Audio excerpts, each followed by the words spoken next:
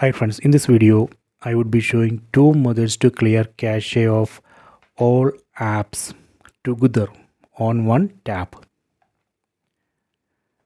Go to settings, select all settings from top right corner, go to system, go to storage. Method 1, select internal shared storage, go down, here you can see cached data. This is a cached data of all apps installed in this device. Select it, then select OK. This is the method 1.